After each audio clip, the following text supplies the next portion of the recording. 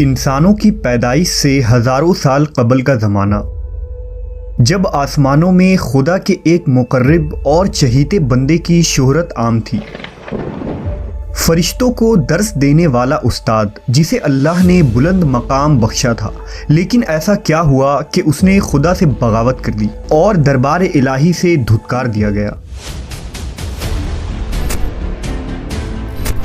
حضرت آدم علیہ السلام کی پیدائش سے قبل آسمانوں پر دو قسم کے مخلوق رہتی تھی، ایک نوری اور دوسری ناری۔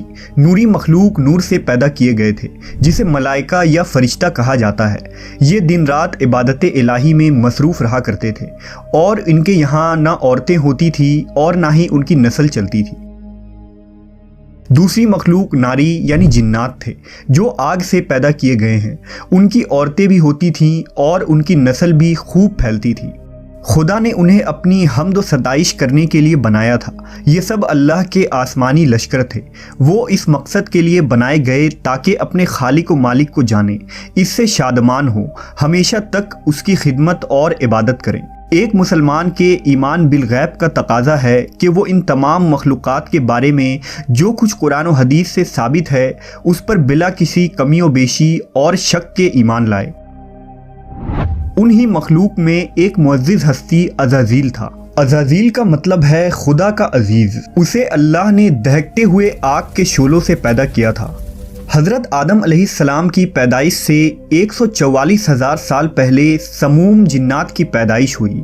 یہ جنات کا بابا آدم تھا۔ سموم جن کو زمین پر بھیج دیا گیا، جہاں 300 سال گزرنے کے بعد زمین پر اسے اپنی نسل کی جن مخالف ملی، جس سے اس نے شادی کر لی اور وقت گزرنے کے ساتھ کثیر تعداد میں اس کی اولادیں ہوئیں۔ ابتدا میں تو یہ قوم جنات اللہ کے فرما بردار اور اطاعت گزار تھے، لیکن بہت جلد یہ سرکش اور نافرمان ہو گئے۔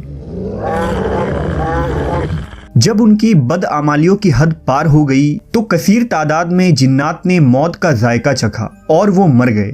اس دوران جو نیک جنات تھے وہ باقی بچ گئے اور ان کی نسل آگے بڑھی۔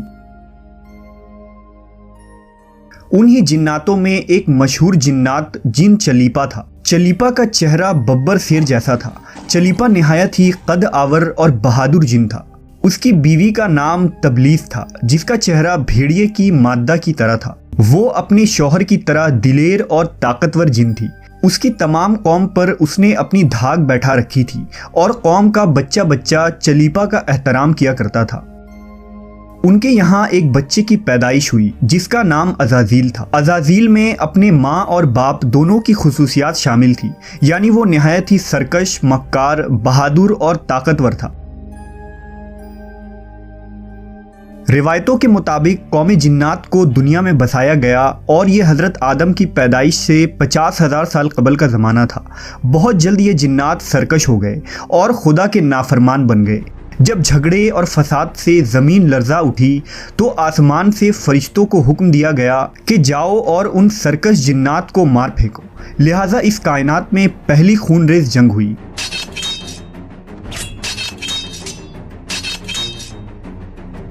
جس میں عزازیل کے ماں باپ یعنی چلیپا اور تبلیس نے بڑی بہادری سے جنگ کی، لیکن فرشتے ان پر غالب آ گئے۔ فرشتوں کا وار ان جناتوں پر اس طرح پڑتا کہ وہ اشک کھا کر گر پڑتے۔ اسی جنگ کے دوران عزازیل کے ماں باپ مارے گئے اور قوم جنات کے سرکش جنوں کو قیدی بنا لیا گیا۔ ان قیدیوں میں شہزادہ عزازیل بھی تھا۔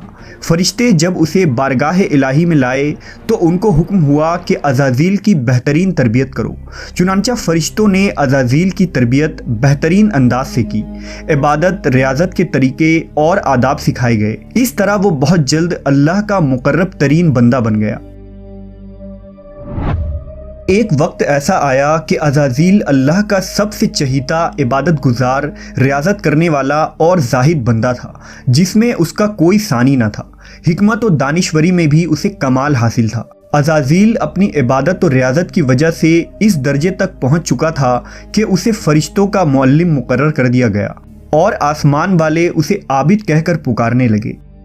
حضرت کعب بن احبار کا بیان ہے کہ عزازیل 40,000 برس تک جنت کا خزانچی تھا، 80,000 برس تک فرشتوں کا ساتھی رہا، 20,000 سال تک فرشتوں کو واز سناتا رہا۔ جس ممبر پر بیٹھ کر عزازیل فرشتوں کو درس دیا کرتا تھا، اسی ممبر کے نیچے حضرت جبرائیل، میکائیل، اسرافیل اور اسرائیل علیہ السلام بیٹھ کر اس کی درس و تدریس سنا کرتے تھے۔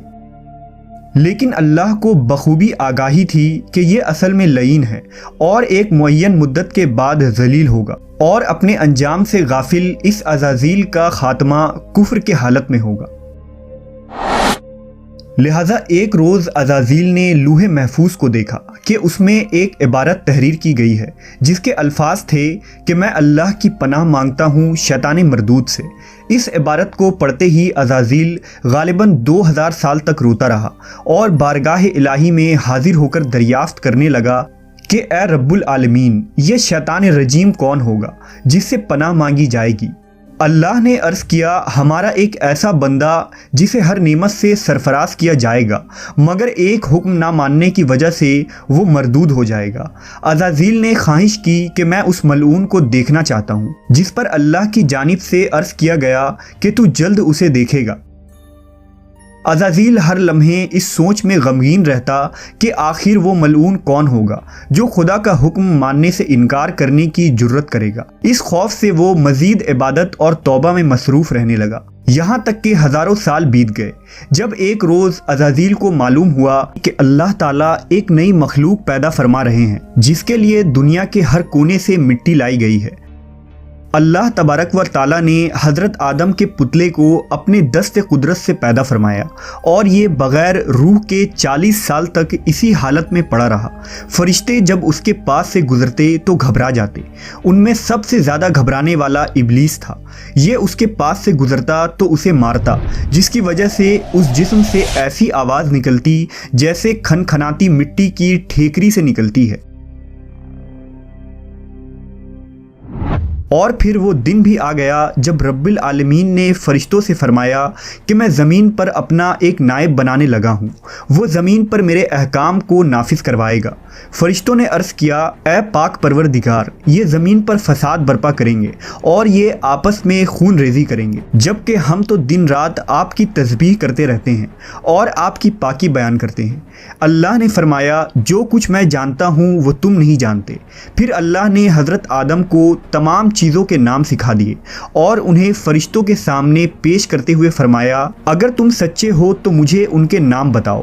انہوں نے کہا، تو پاک ہے، ہم تو اتنا ہی جانتے ہیں جتنا تو نے ہمیں بتایا ہے، بے شک تو بڑے علم و حکمت والا ہے۔ پھر اللہ نے فرمایا، اے آدم، ان چیزوں کے نام بتا دو۔ پھر حضرت آدم نے انہیں نام بتا دیے تو فرمایا، کیا میں نے تمہیں نہیں کہا تھا کہ میں آسمانوں اور زمین کی چھپی ہوئی چیزیں جانتا ہوں، اور جو تم ظاہر کرتے ہو اور جو تم چھپاتے ہو؟ پھر فرشتوں کو حکم دیا گیا کہ آدم کو سجدہ کرو، لہٰذا انہوں نے سجدہ کیا، مگر عزازیل نے سجدہ سے انکار کیا۔ اللہ نے فرمایا، تجھے سجدہ کرنے سے کس چیز نے منع کیا جبکہ میں نے تجھے حکم دیا؟ وہ کہنے لگا، میں اس سے بہتر ہوں کہ تو نے مجھے آگ سے بنایا اور اسے مٹی سے بنایا ہے۔ میں ایسا نہیں کہ اس انسان کو سجدہ کروں جسے تو نے سڑے ہوئے کھنکھناتے گارے سے پیدا کیا ہے۔ اللہ نے فرمایا، اب تو یہاں سے نکل جا، کیونکہ تو مردود ہو چکا ہے اور قیامت تک تجھ پر میری پھٹکار ہے۔ عزازیل نے کہا، اے میرے رب، مجھے روز محشر تک کی مہلت دے دے۔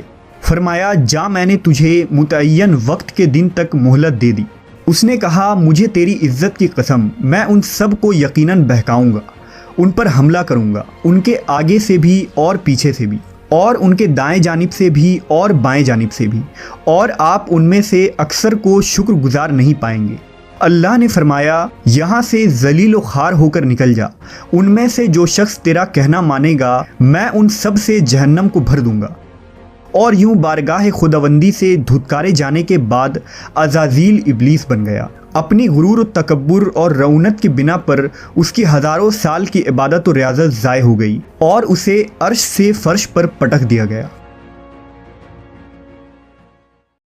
اسلام کے علاوہ دوسرے مذہبی کتابوں اور عقیدوں میں بھی ابلیس یا عزازیل کا ذکر ملتا ہے۔ یونانی کتابوں میں اسے اپولین اور کتاب مقدس میں لوسیفر یا سیٹن کہا گیا ہے۔ زمانہ قدیم سے ہی ایک منفرد مذہب اور گروہ اس شیطان یا لوسیفر کی پوجا کرتے آ رہے ہیں، جن کا ماننا یہ ہے کہ خدا سے لوسیفر کا بغاوت کرنا بالکل درست تھا۔ وہ عزازیل کو ایک عظیم قوت قرار دے کر خدا کی مخالف میں کھڑا کرتے ہیں اور شیطان کی عبادت کرتے ہیں۔ اس مذہب کے ماننے والوں کو سیٹنسٹ کہا جاتا ہے۔ روایتوں کے مطابق ابلیس کی موت کا وقت اسرافیل کے پہلے اور دوسرے سور پھونکنے کے درمیان کا وقت ہے، جب اسے دی گئی مہلت پوری ہو چکی ہوگی اور وہ ذلیل و خوار ہو جائے گا۔ قرآن مجید کے مطابق روز حشر خدا کے فیصلے کے بعد ابلیس اپنے پیروکاروں سے اعلان برات کرتے ہوئے کہے گا کہ تم اپنے گناہوں کے خود ذمہ دار ہو۔ نیز وہ کہے گا کہ خدا نے تمہیں سچا وعدہ دیا تھا اور میں نے جو وعدہ تمہیں دیا تھا میں اس کی مخالفت کرتا ہوں۔ مجھے تم پر کسی قسم کا کوئی تسلط حاصل نہیں تھا سوائے اس کے کہ میں نے تمہیں بلایا اور تم نے میری پکار پر لبیک کہا۔ بس مجھے ملامت نہ کرو، اپنے آپ کو ملامت کرو۔ اب میں تمہارا فریاد رس نہیں ہوں اور نہ تم میری فریاد رس ہو سکتے ہو۔ عزازیل کا حضرت آدم علیہ السلام کو سجدے سے انکار کا جذبہ حسد تھا، جس نے اسے مجبور کیا کہ میری جگہ آدم کو کیوں مل گئی۔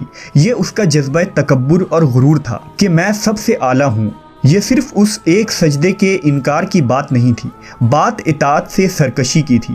ابلیس نے دل میں خود کو رب مان لیا تھا۔ اس شرک عظیم کے نتیجے میں ابلیس تا قیامت رسوا اور لعنتی ٹھہرا اور اولاد آدم کو بھٹکانے کے لیے آزاد قرار پایا۔